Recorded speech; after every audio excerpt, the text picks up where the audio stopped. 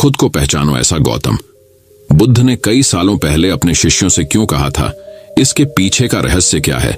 आज इसी रहस्य के बारे में हम गौतम बुद्ध की कहानियों के माध्यम से जानेंगे। तो बिना देर किए चलिए उन कहानियों की शुरुआत करते हैं। पहली कहानी दोस्तों। बहुत समय पहले की बात है। एक शहर में एक आदमी रहता था। उसने कहीं से सुन रखा था कि अगर संतों और साधुओं की सेवा करे तो बहुत ज्यादा धन प्राप्त होता है। यह सोचकर उसने साधु संतों की सेवा करनी प्रारंभ कर दी। एक बार उसके घर बड़े ही चमत्कारी संत आए। उन्होंने उसकी सेवा से प्रसन्न होकर उसे 4 दिए दिए और कहा, इनमें से एक दिया जला लेना और पूरब दिशा की ओर चले जाना। जहां यह दिया बुझ जाए वहां की जमीन को खोद लेना, वहां तुम्हें काफी धन मिल जाएगा। अगर फिर तुम्हें धन की आवश्यकता पड़े तो दूसरा दिया जला लेना और पश्चिम दिशा की ओर चले जाना। जहां यह दिया बुझ जाए वहां की जमीन खोद लेना, तुम्हें मनचाही माया मिलेगी। फिर भी संतुष्टि ना हो तो तीसरा दिया जलाकर दक्षिण दिशा की ओर चले जाना। उसी प्रकार दिया बुझने पर जब तुम वहां की जमीन खोदोगे तो तुम्हें बेअंत धन मिलेगा। तब तुम्हारे पास केवल एक दिया बच जाएगा और एक ही दिशा रह जाएगी। तुमने यह दिया ना ही जलाना है और ना ही इसे उत्तर दिशा की ओर ले जाना है। यह कहकर संत चले गए। लालची आदमी उसी वक्त पहला दिया जलाकर पूरब दिशा की ओर चला गया। दूर जंगल में जाकर वो दिया बुझ गया। उस आदमी ने उस जगह को खोदा तो उसे पैसों से भरी एक गागर मिली। वह बहुत खुश हुआ। उसने सोचा कि इस गागर को फिलहाल यही रहने देता हूं, फिर कभी ले जाऊंगा।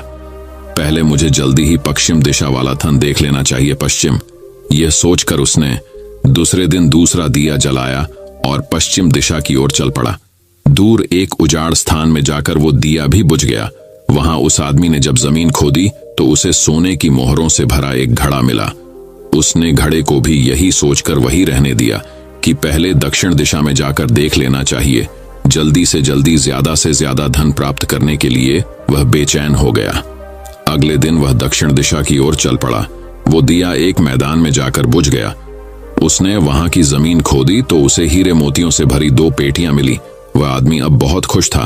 तब वह सोचने लगा, अगर इन तीनों दिशाओं में इतना धन पड़ा है तो चौथी दिशा में इनसे भी ज्यादा धन होगा। फिर उसके मन में ख्याल आया कि संत ने उसे चौथी दिशा की ओर जाने के लिए मन किया है। दूसरे ही पल उसके मन ने कहा, हो सकता है उत्तर दिशा की दौलत संत अपने लिए रखना चाहते हो। मुझे जल्दी से जल्दी उस पर भी कब्जा कर लेना चाहिए। ज्यादा से ज्यादा धन प्राप्त करने की लालच ने उसे संतों के वचनों को दोबारा सोचने ही नहीं दिया और अगले दिन उसने चौथा दिया जलाया और जल्दी जल्दी उत्तर दिशा की ओर चल पड़ा। दूर आगे एक महल के पास जाकर दिया बुझ गया। महल का दरवाजा बंद था। उसने दरवाजे को धकेला तो दरवाजा खुल गया। वह बहुत खुश हुआ। उसने मन ही मन में सोचा कि यह महल उसके लिए ही है। वह अब तीनों दिशाओं की दौलत को भी यही ले आकर रखेगा और ऐश करेगा। वह आदमी महल के एक एक कमरे में गया। कोई कमरा हीरे मोतियों से भरा हुआ था। किसी कमरे में सोने के कीमती आभूषण भरे पड़े थे। इसी प्रकार अन्य कमरे भी बेअंत धन से भरे हुए थे। वह आदमी चकाचौंध होता जाता और अपने भाग्य को शाबाशी देता। वह जरा और आगे बढ़ा तो उसे एक कमरे में चक्की चलने की आवाज सुनाई दी। वह उस कमरे में दाखिल हुआ तो उसने देखा कि एक बूढ़ा आदमी चक्की चला रहा है। लालची आदमी ने बूढ़े से कहा कि तू यहां कैसे पहुंचा? बूढ़े ने कहा, ऐसा कर ये जरा चक्की चला, मैं सांस लेकर तुझे बताता हूं। लालची आदमी ने चक्की चलानी प्रारंभ कर दी। बूढ़ा चक्की से हट जाने पर ऊंची ऊंची हंसने लगा। लालची आदमी उसकी ओर हैरानी से देखने लगा। वह चक्की बंद ही करने लगा था कि बूढ़े ने खबरदार करते करते हुए कहा, नाना चक्की चलानी बंद ना कर। फिर बूढ़े ने कहा, यह महल अब तेरा है, परंतु यह उतनी देर तक खड़ा रहेगा जितनी देर तक तू चक्की चलाता रहेगा। अगर चक्की चलनी बंद हो गई तो महल गिर जाएगा और तू भी इसके नीचे दबकर मर जाएगा। कुछ समय रुककर बूढ़ा फिर कहने लगा, मैंने भी तेरी ही तरह लालच करके संतों की बात नहीं मानी थी और मेरी सारी जवानी इस चक्की को चलाते हुए बीत गई। वह लालची आदमी बूढ़े की बात सुनकर रोने लग पड़ा। फिर कहने लगा, अब मेरा इस चक्की से छुटकारा कैसे होगा? बूढ़े ने कहा, जब तक मेरे और तेरे जैसा कोई आदमी लालच में अंधा होकर यहां नहीं आएगा तब तक तू इस चक्की से छुटकारा नहीं पा सकेगा। तब उस लालची आदमी ने बूढ़े से आखिरी सवाल पूछा, तू अब बाहर जाकर क्या करेगा?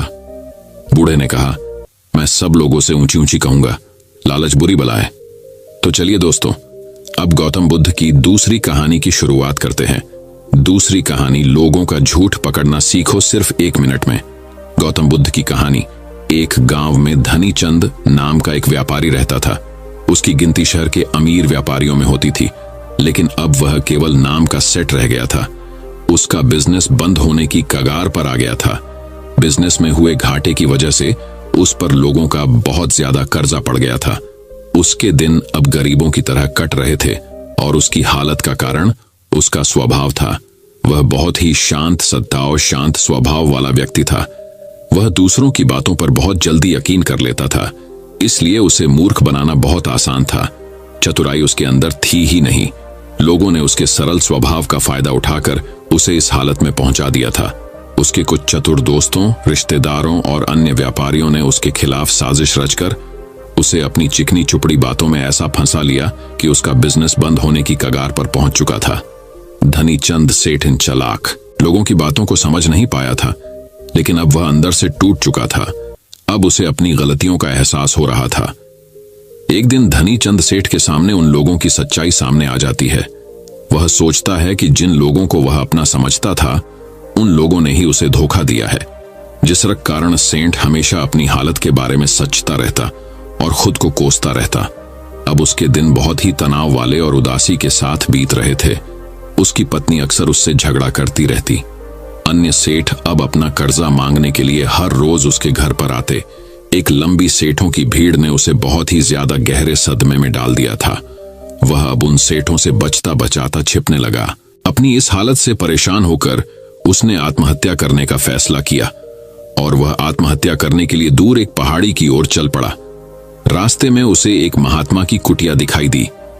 कुटिया में बहुत शांति और सुकून था। सेठ धनी चंद ने देखा कि उस महात्मा के सामने कुछ लोग बैठे हुए हैं और वे उनसे अपनी समस्याओं का समाधान पूछ रहे हैं। यह देखकर सेठ को बहुत ही ज्यादा जिज्ञासा हुई। कुटिया से बाहर आ रहे एक व्यक्ति को उसने रोका और महत्व के बारे में वह पूछने लगा। उस व्यक्ति ने सेठ धनी चंद की ओर देखा और कहा कि वह महात्मा आसपास के सभी गांवों, कस्बों और शहरों में बहुत ही ज्यादा प्रसिद्ध है। वह बहुत ही अधिक बुद्धिमान है। वह लोगों की बड़ी बड़ी समस्याओं को चंद मिनटों में सुलझा देते हैं। वह लोगों के मन की बात जानने और उनके झूठ को पकड़ने में माहिर है, क्योंकि उन्होंने मानव स्वभाव के बारे में गहराई से अध्ययन किया है और इसे समझने में उन्होंने महारत हासिल की है। वह किसी को भी अपनी बात पर सहमत करने के लिए चुटकियों में सहमत कर लेते हैं, इसीलिए उन्हें चतुर बाबा के नाम से भी जाना जाता है। वह व्यक्ति सेठ धनी चंद की ओर देखकर कहता है, अगर आपको भी कोई समस्या है तो आप उनसे समाधान पूछ सकते हैं। यह कहकर वह व्यक्ति वहां से चला जाता है। इसके बाद वह सेठ चुपचाप लोगों की भीड़ में बैठ गया और अपनी बारी आने का इंतजार करने लगा। भीड़ को खत्म होने में शाम हो गई।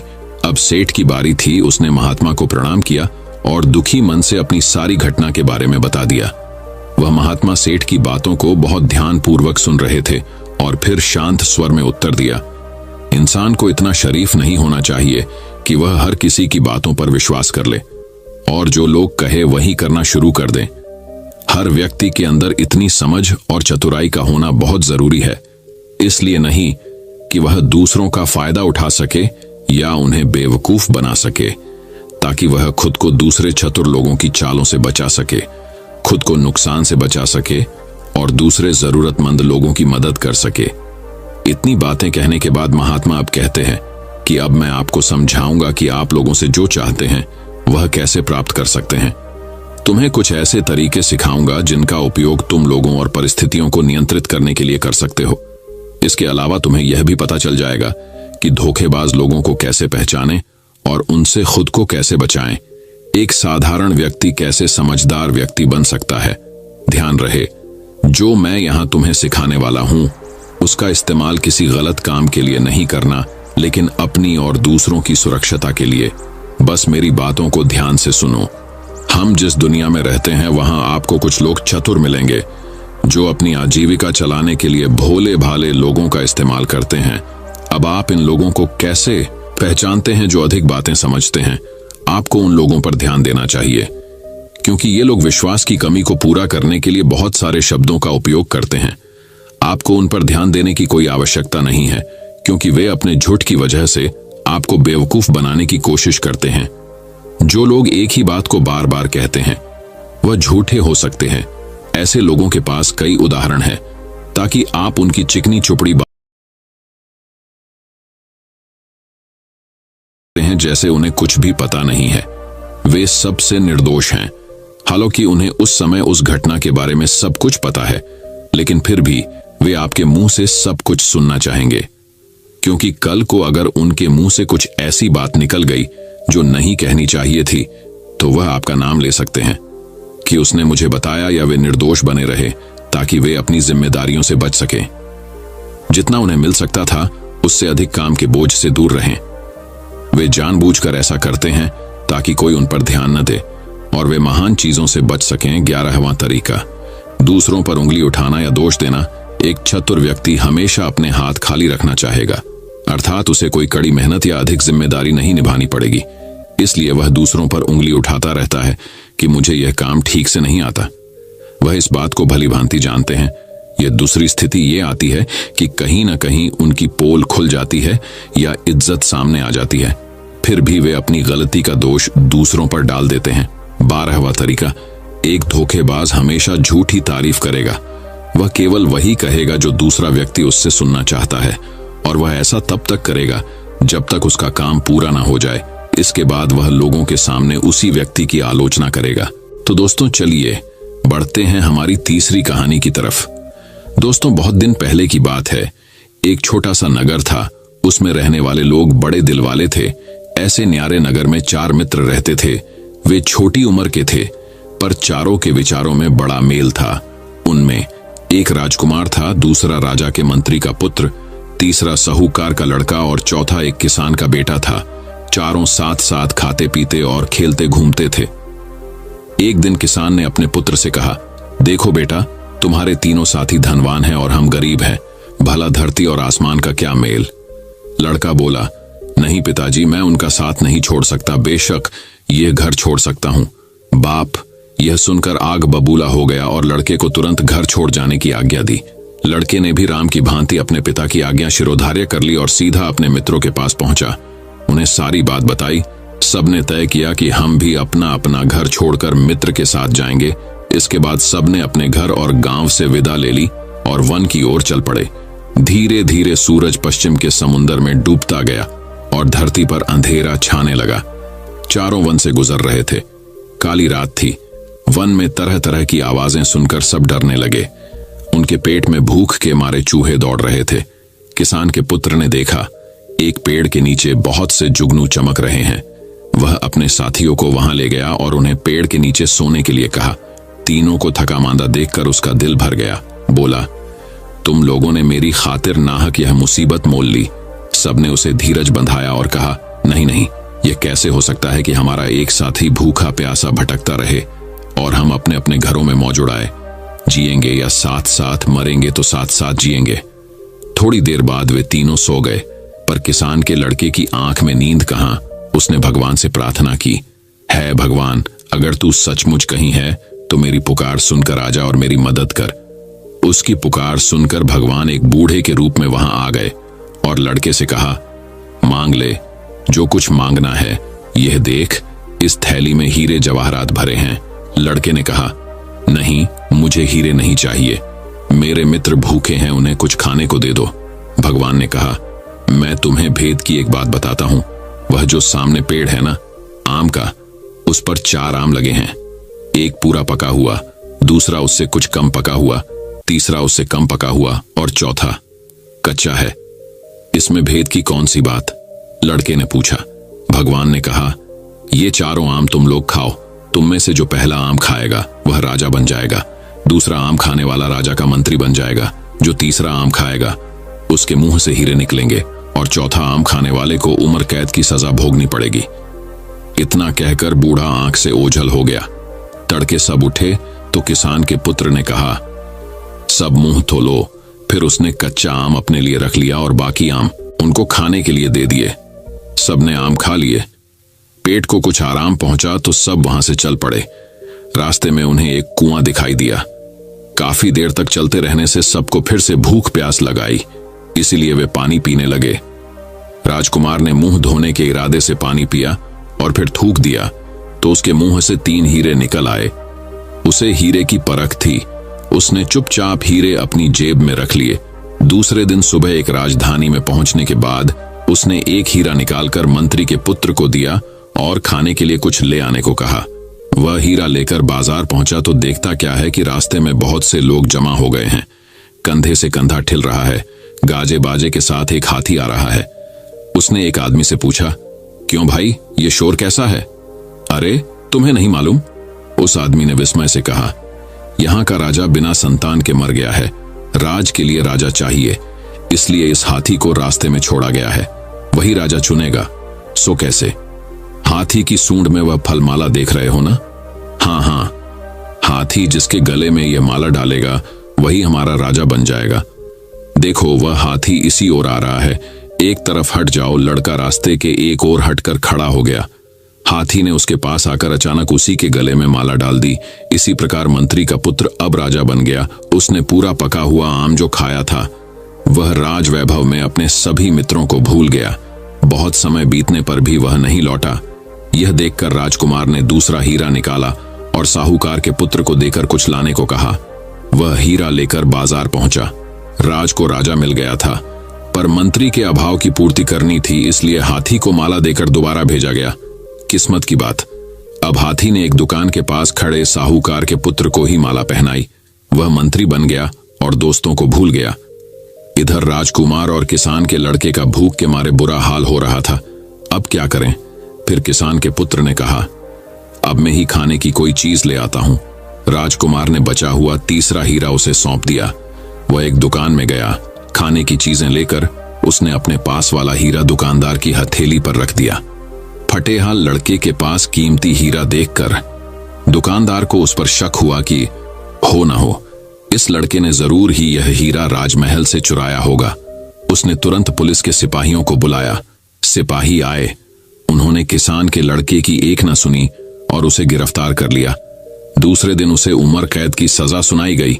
यह प्रताप था कच्चा आम का बेचारा राजकुमार। भूख मारे चिंता के परेशान था। वह सोचने लगा, यह बड़ा विचित्र नगर है। मेरा एक भी मित्र वापस नहीं आया। ऐसे नगर में न रहना ही अच्छा। वह दौड़ता हुआ वहां से निकला और दूसरे गांव के पास पहुंचा। रास्ते में उसे एक किसान मिला जो सिर पर रोटी की पोटली रखे अपने घर लौट रहा था। किसान ने उसे अपने साथ ले लिया और भोजन के लिए अपने घर ले गया। किसान के घर पहुंचने के बाद राजकुमार ने देखा कि किसान की हालत बड़ी खराब है। किसान ने उसे अच्छी तरह नहलाया और कहा, मैं गांव का मुखिया था, रोज 300 लोगों को दान देता था, पर अब कौड़ी कौड़ी के लिए मोहताज हूं। राजकुमार बड़ा भूखा था। उसने जो रूखी सूखी रोटी मिली वह खा ली। दूसरे दिन सुबह उठने के बाद जब उसने मुंह धोया तो फिर मुंह से 3 हीरे निकले। वे हीरे उसने किसान को दे दिए। किसान फिर धनवान बन गया और उसने 300 लोगों का दान फिर से शुरू कर दिया। राजकुमार वहीं रहने लगा और किसान भी उससे पुत्रवत प्रेम करने लगा। किसान के खेत में काम करने वाली एक औरत से यह सुख नहीं देखा गया। उसने एक वेश्या को सारी बात सुनाकर कहा, उस लड़के को भगाकर ले आओ तो तुम्हें इतना धन मिलेगा कि जिंदगी भर चैन की बंसी बजाती रहोगी। अब वेश्या ने एक किसान औरत का रूप रख लिया और किसान के घर जाकर कहा, मैं इसकी मां हूं। यह दुलारा मेरी आंखों का तारा है। मैं इसके बिना कैसे सवकूंगी। इसे मेरे साथ भेज दो। किसान को उसकी बात जंच गई। राजकुमार भी भुलावे में आकर उसके पीछे पीछे चल दिया। लेकिन घर आने पर वेश्या ने राजकुमार को खूब शराब पिलाई। उसने सोचा, लड़का उल्टी करेगा तो बहुत से हीरे एक साथ निकल आएंगे। उसकी इच्छा के अनुसार लड़के को उल्टी हो गई, लेकिन हीरा एक भी नहीं निकला। क्रोधित होकर उसने राजकुमार को बहुत पीटा और उसे किसान के मकान के पीछे एक गड्ढे में डाल दिया। राजकुमार बेहोश हो गया था। होश में आने पर उसने सोचा, अब किसान के घर जाना ठीक नहीं होगा, इसलिए उसने बदन पर राख मल ली और सन्यासी बनकर वहां से चल दिया। रास्ते में उसे सोने की एक रस्सी पड़ी हुई दिखाई दी। जैसे ही उसने रस्सी उठाई, वह अचानक सुनहरे रंग का तोता बन गया। तभी आकाशवाणी हुई, एक राजकुमारी ने प्रण किया है कि वह सुनहरे तोते के साथ ही ब्याह करेगी। अब तोता मुक्त रूप से आसमान में उड़ता हुआ देश देश की सैर करने लगा। एक दिन वह उसी राजमहल के पास पहुंचा जहां की राजकुमारी दिन रात सुनहरे तोते की राह देख रही थी और दिन ब दिन दुबली होती जा रही थी। उसने राजा से कहा, मैं इस सुनहरे तोते के साथ ही ब्याह करूंगी। राजा को बड़ा दुख हुआ कि ऐसी सुंदर राजकुमारी एक तोते के साथ ब्याह करेगी, पर उसकी एक न चली। आखिर सुनहरे तोते के साथ राजकुमारी का ब्याह हो गया। ब्याह होते ही तोता एक सुंदर राजकुमार बन गया। यह देखकर राजा खुशी से झूम उठा। उसने अपनी पुत्री को अपार संपत्ति, नौकर चाकर, घोड़े और हाथी भेंट स्वरूप दिए। आधा गांव से विदा ले ली और वन की ओर चल पड़े। धीरे धीरे सूरज पश्चिम के समुद्र में डूबता गया और धरती पर अंधेरा छाने लगा। चारों वन से गुजर रहे थे। काली रात थी। वन में तरह तरह की आवाजें सुनकर सब डरने लगे। उनके पेट में भूख के मारे चूहे दौड़ रहे थे। किसान के पुत्र ने देखा, एक पेड़ के नीचे बहुत से जुगनू चमक रहे हैं। वह अपने साथियों को वहां ले गया और उन्हें पेड़ के नीचे सोने के लिए कहा। तीनों को थका मांदा देखकर उसका दिल भर गया। बोला, तुम लोगों ने मेरी खातिर नाहक यह मुसीबत मोल ली। सबने उसे धीरज बंधाया और कहा, नहीं नहीं, यह कैसे हो सकता है कि हमारा एक साथी भूखा प्यासा भटकता रहे और हम अपने अपने घरों में मौज उड़ाए। जिएंगे या साथ साथ मरेंगे तो साथ साथ जिएंगे। थोड़ी देर बाद वे तीनों सो गए, पर किसान के लड़के की आंख में नींद कहां।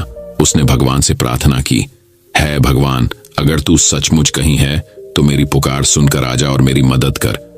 उसकी पुकार सुनकर भगवान एक बूढ़े के रूप में वहां आ गए और लड़के से कहा, मांग ले, जो कुछ मांगना है। यह देख, इस थैली में हीरे जवाहरात भरे हैं। लड़के ने कहा, नहीं, मुझे हीरे नहीं चाहिए। मेरे मित्र भूखे हैं, उन्हें कुछ खाने को दे दो। भगवान ने कहा, मैं तुम्हें भेद की एक बात बताता हूं। वह जो सामने पेड़ है ना, आम का, उस पर 4 आम लगे हैं। एक पूरा पका हुआ, दूसरा उससे कुछ कम पका हुआ, तीसरा उससे कम पका हुआ और चौथा कच्चा है। इसमें भेद की कौन सी बात? लड़के ने पूछा। भगवान ने कहा, ये 4 आम तुम लोग खाओ। तुम में से जो पहला आम खाएगा वह राजा बन जाएगा। दूसरा आम खाने वाला राजा का मंत्री बन जाएगा। जो तीसरा आम खाएगा उसके मुंह से हीरे निकलेंगे और चौथा आम खाने वाले को उम्र कैद की सजा भोगनी पड़ेगी। इतना कहकर बूढ़ा आंख से ओझल हो गया। तड़के सब उठे तो किसान के पुत्र ने कहा, सब मुंह धो लो। फिर उसने कच्चा आम अपने लिए रख लिया और बाकी आम उनको खाने के लिए दे दिए। सबने आम खा लिए। पेट को कुछ आराम पहुंचा तो सब वहां से चल पड़े। रास्ते में उन्हें एक कुआं दिखाई दिया। काफी देर तक चलते रहने से सबको फिर से भूख प्यास लगाई, इसीलिए वे पानी पीने लगे। राजकुमार ने मुंह धोने के इरादे से पानी पिया और फिर थूक दिया तो उसके मुंह से 3 हीरे निकल आए। उसे हीरे की परख थी। उसने चुपचाप हीरे अपनी जेब में रख लिए।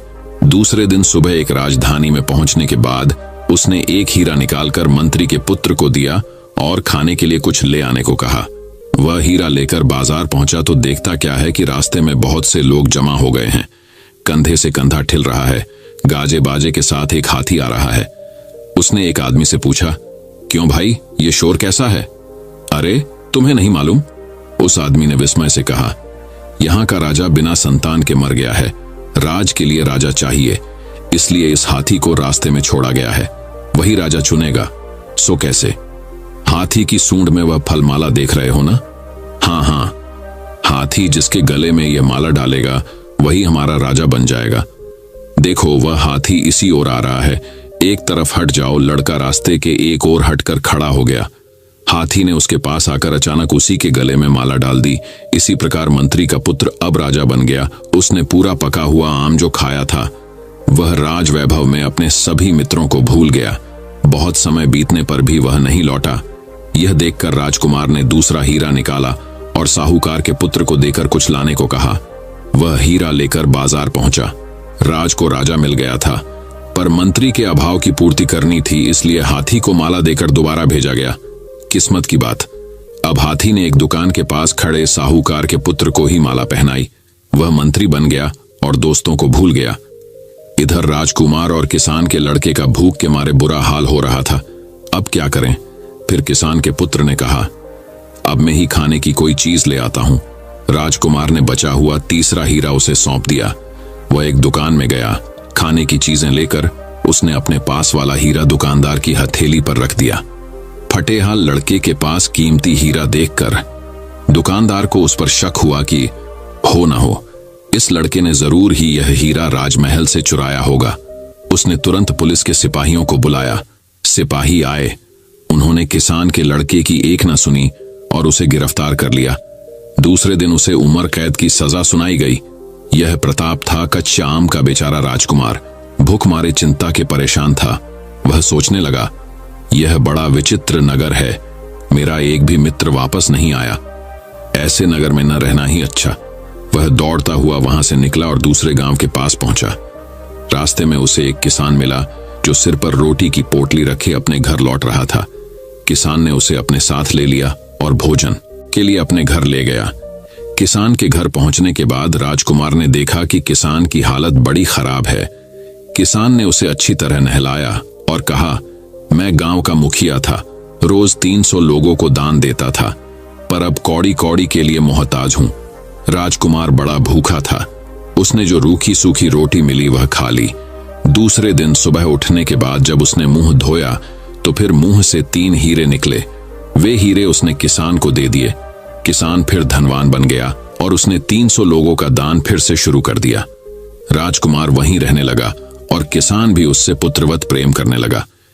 किसान के खेत में काम करने वाली एक औरत से यह सुख नहीं देखा गया। उसने एक वेश्या को सारी बात सुनाकर कहा, उस लड़के को भगाकर ले आओ तो तुम्हें इतना धन मिलेगा कि जिंदगी भर चैन की बंसी बजाती रहोगी। अब वेश्या ने एक किसान औरत का रूप रख लिया और किसान के घर जाकर कहा, मैं इसकी मां हूं, यह दुलारा मेरी आंखों का तारा है, मैं इसके बिना कैसे सवकूंगी, इसे मेरे साथ भेज दो। किसान को उसकी बात जंच गई। राजकुमार भी भुलावे में आकर उसके पीछे पीछे चल दिया। लेकिन घर आने पर वेश्या ने राजकुमार को खूब शराब पिलाई। उसने सोचा, लड़का उल्टी करेगा तो बहुत से हीरे एक साथ निकल आएंगे। उसकी इच्छा के अनुसार लड़के को उल्टी हो गई, लेकिन हीरा एक भी नहीं निकला। क्रोधित होकर उसने राजकुमार को बहुत पीटा और उसे किसान के मकान के पीछे एक गड्ढे में डाल दिया। राजकुमार बेहोश हो गया था। होश में आने पर उसने सोचा, अब किसान के घर जाना ठीक नहीं होगा, इसलिए उसने बदन पर राख मल ली और सन्यासी बनकर वहां से चल दिया। रास्ते में उसे सोने की एक रस्सी पड़ी हुई दिखाई दी। जैसे ही उसने रस्सी उठाई, वह अचानक सुनहरे रंग का तोता बन गया। तभी आकाशवाणी हुई, एक राजकुमारी ने प्रण किया है कि वह सुनहरे तोते के साथ ही ब्याह करेगी। अब तोता मुक्त रूप से आसमान में उड़ता हुआ देश देश की सैर करने लगा। एक दिन वह उसी राजमहल के पास पहुंचा जहां की राजकुमारी दिन रात सुनहरे तोते की राह देख रही थी और दिन ब दिन दुबली होती जा रही थी। उसने राजा से कहा, मैं इस सुनहरे तोते के साथ ही ब्याह करूंगी। राजा को बड़ा दुख हुआ कि ऐसी सुंदर राजकुमारी एक तोते के साथ ब्याह करेगी, पर उसकी एक न चली। आखिर सुनहरे तोते के साथ राजकुमारी का ब्याह हो गया। ब्याह होते ही तोता एक सुंदर राजकुमार बन गया। यह देखकर राजा खुशी से झूम उठा। उसने अपनी पुत्री को अपार संपत्ति, नौकर चाकर, घोड़े और हाथी भेंट स्वरूप दिए। आधा राज्य भी दे दिया। जब नए राजा रानी अपने घर जाने निकले, तब राजा पहले गांव के मुखिया किसान से मिलने गया, जो फिर गरीब बन गया था। राजा ने उसे काफी संपत्ति दी, जिससे उसका 300 का दान कार्य फिर से चालू हो गया। अब राजकुमार को अपने मित्रों की याद आई। उसने पड़ोस के राज्य की राजधानी पर हमला करने की घोषणा की, पर लड़ाई आरंभ होने से पहले ही उस राज्य का राजा अपने सरदारों मुसाहिबों सहित राजकुमार से मिलने आया। उसने अपना राज्य राजकुमार के हवाले करने की तैयारी बताई। राजा की आवाज से राजकुमार ने उसे पहचान लिया और उससे कहा, क्यों मित्र, तुमने मुझे पहचाना नहीं? दोनों ने एक दूसरे को पहचाना तो दोनों की खुशी का ठिकाना नहीं रहा। अब दोनों ने मिलकर अपने साथी किसान के पुत्र को खोजना आरंभ किया। राजकुमार को यह बात खलने लगी कि उसकी खातिर मित्र को कारावास भुगतना पड़ा। जब सब कैदियों को रिहा किया गया तो उनमें किसान का लड़का मिल गया। राजकुमार ने उसका आलिंगन किया और अपना परिचय दिया। किसान का लड़का खुशी से उछल पड़ा। सब फिर से इकट्ठे हो गए। इसके बाद सब ने अपनी अपनी संपत्ति एकत्र की और उसके 4 बराबर हिस्से किए। सबको एक एक हिस्सा दे दिया गया।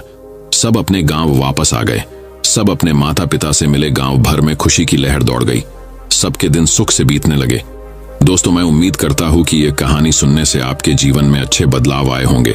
आपको इस वीडियो से क्या सीखने मिला, ये कमेंट करके जरूर बताइए और अपने परिवार, दोस्तों या आपके करीबी इंसान के साथ ये कहानी शेयर करके उन्हें भी इस ज्ञान से परिचित करवाए। बाकी अगर आपको यह वीडियो दिल से अच्छी लगी हो तभी इस वीडियो को लाइक कर देना, और आपने अब तक इस चैनल को सब्सक्राइब न किया हो तो चैनल को सब्सक्राइब भी जरूर कर देना। आपका हर दिन शुभ हो और खुशियों से आपका जीवन भरा रहे। धन्यवाद। नमो बुद्धाय।